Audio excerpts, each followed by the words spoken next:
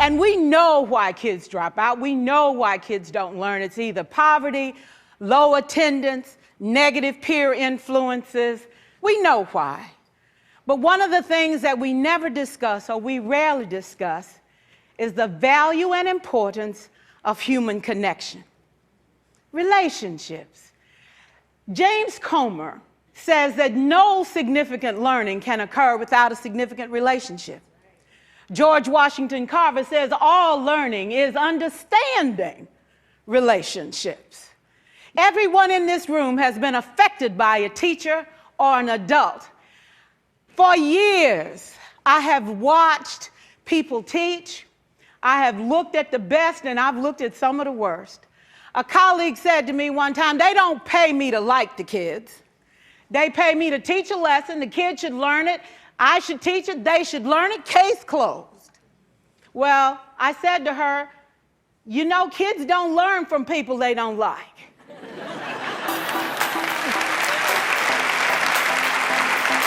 I really like the aspect of socializing and being with my friends on a regular basis. I think that it's important for us to get out there and talk to other people in a way other than on our phones. I like lunch. Why? Because I get to hang out with my friends. The friendships. Being able to learn, but also being able to interact with a lot of people the same age as you. Being able to learn and being able to kind of improve and like make mistakes. Being able to learn a lot of different things and be with a lot of different types of people, and it really like broadens your horizons. I love learning and I love finding out new things about the world, and it's very interesting. Possibly gym, because like it's just some free time to get your mind off of all the stuff you do in classes and work. I like art. Yeah, art's really fun. That we have really great teachers and they push us to do a lot of hard work. Well, I like to learn, so it'd probably be just like learning in every class, like learning something new every day. Some people think that you can either have it in you to build a relationship or you don't.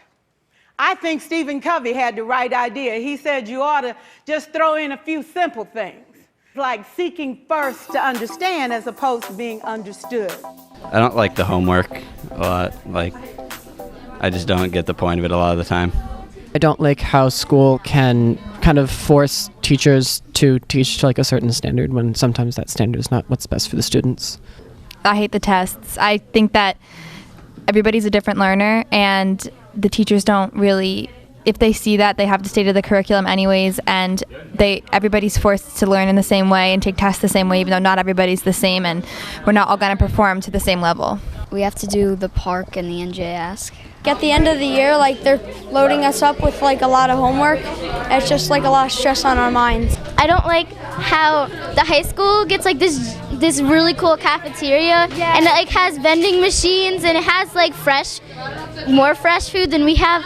Usually the homework, usually at home I'll want to go outside, maybe hang out with my friends, but I have to do the homework. I don't like the early start, and because when it starts early, it's harder for kids to learn because they're still tired.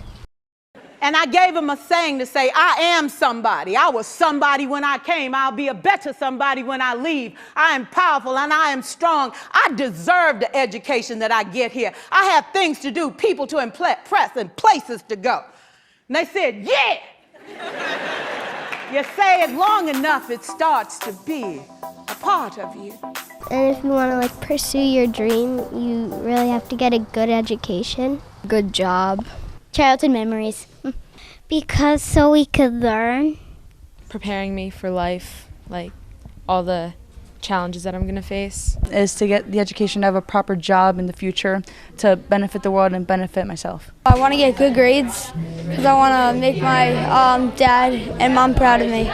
Learning about electricity and how it works in math. I think if you can succeed at school, you really have that drive to succeed in the real world as well. You made a difference in my life. You made it work for me. You made me feel like I was somebody when I knew at the bottom I wasn't. And I want you to just see what I've become.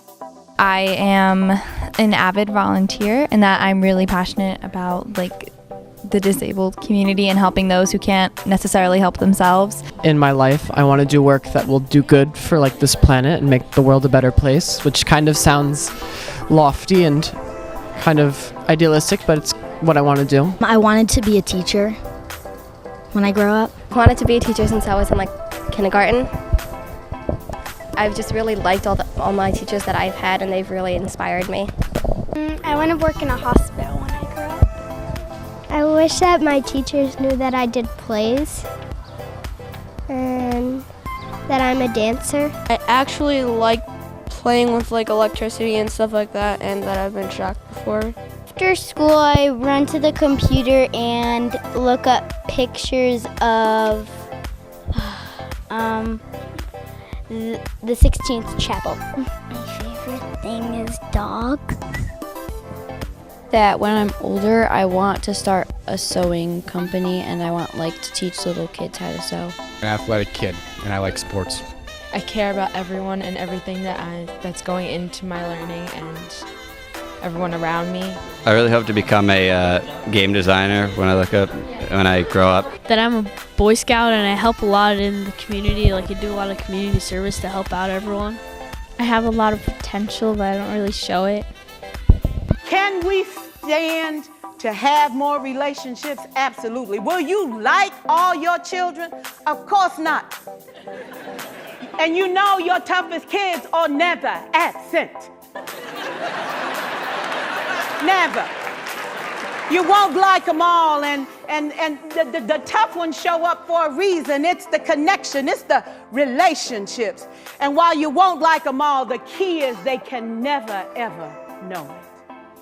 So teachers become great actors and great actresses, and we come to work when we don't feel like it, and we listen to policy that doesn't make sense, and we teach anyway.